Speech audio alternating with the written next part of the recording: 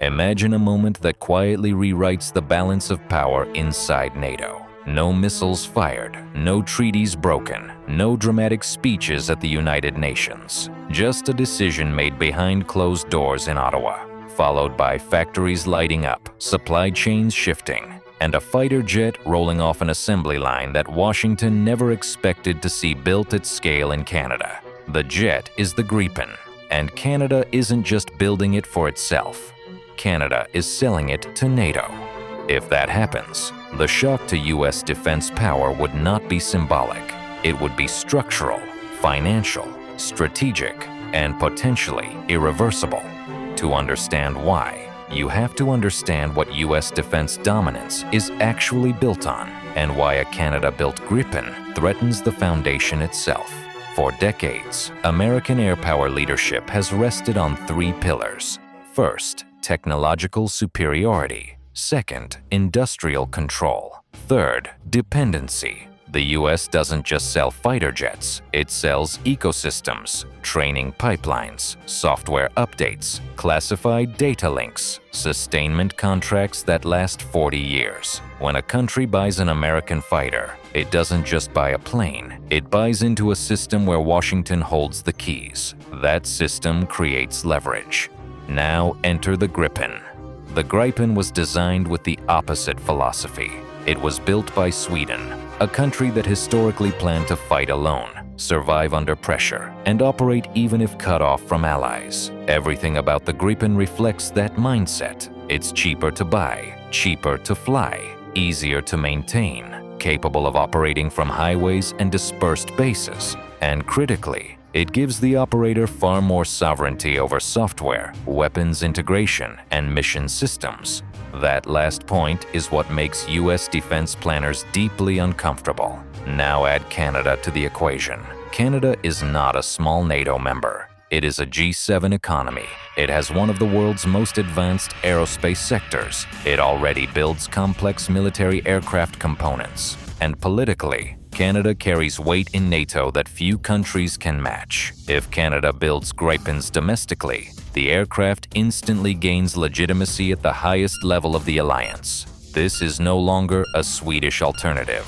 It becomes a NATO standard fighter built by a G7 ally. That perception alone changes buying behavior across the alliance. But the real disruption begins when Canada doesn't stop at domestic production. If Ottawa decides to export those Gripens to NATO partners, the economics of Western air power change overnight. Let's talk numbers. Modern fighter programs don't make money on the initial sale. They make money on sustainment, upgrades, software subscriptions, spare parts, and mid-life modernization. Over the lifetime of a fighter fleet, sustainment costs can exceed the purchase price by 2 or 3 times. This is where the $20 billion shock comes from. Every NATO country that chooses a Canada-built Gripen instead of an American fighter isn't just denying U.S. companies a sale, it's cutting them out of decades of guaranteed revenue. Multiply that across multiple countries, and the losses compound fast. Now imagine this scenario. A mid-sized NATO country needs to replace aging fighters. The F-35 is available, but it's expensive, complex, and politically sensitive. Then Canada offers an alternative. A modern Gripen, built inside NATO, supported by Canadian industry, interoperable with NATO systems, and free from many of the political strings attached to U.S. platforms. Suddenly, the decision becomes much harder for defense ministries. Because this isn't about capability anymore, it's about control and cost. Now zoom out. If several NATO members begin sourcing fighters from Canada instead of the United States, something subtle but profound happens. The US loses its position as the single indispensable supplier, and once indispensability is gone, leverage fades. This is why Washington has historically fought so hard to keep Allied fighter programs under tight control. The F-35 isn't just a jet, it's a strategy. It centralizes maintenance, centralizes software, centralizes upgrades, and ensures that Allied air forces remain tightly coupled to U.S. decision-making. A Canada-led Gripen supply chain breaks that model because it introduces choice. Choice is dangerous to dominance. Now consider the political dimension. For years, U.S. fighter sales have acted as a form of silent diplomacy. Countries operating American aircraft tend to align more closely with U.S. foreign policy, not because they're forced to, but because their military infrastructure depends on it. Training exercises, weapons compatibility, intelligence integration, all of it flows through Washington. A Canada-built Gripen weakens that gravitational pull. Countries could remain fully committed NATO members while quietly reducing their dependence on U.S. defense systems. That doesn't weaken NATO militarily. In fact, it could strengthen it by increasing resilience and redundancy. But it absolutely weakens Washington's ability to shape outcomes behind the scenes. That is the real threat. From a European perspective, this is extremely attractive. Many European NATO states have grown uneasy with overdependence on U.S. systems, especially as American politics becomes more unpredictable. A fighter built in Canada feels safer, more neutral, and less politically volatile. It's Western, it's democratic, it's NATO-aligned, but it's not American-controlled. That distinction matters more than officials are willing to admit. Now let's talk about precedent. If Canada successfully builds and exports Gripens, it sets a powerful example. It proves that a non-US NATO country can host advanced fighter production, control upgrades, and export within the alliance without Washington's direct oversight. That precedent is dangerous, because once it exists, others will want to replicate it. Joint production, regional supply hubs, shared upgrade programs. Each step chips away at US centrality. Washington understands this very well. That's why pressure would come, quietly at first. Concerns about interoperability, questions about data security, warnings about fragmentation of NATO systems.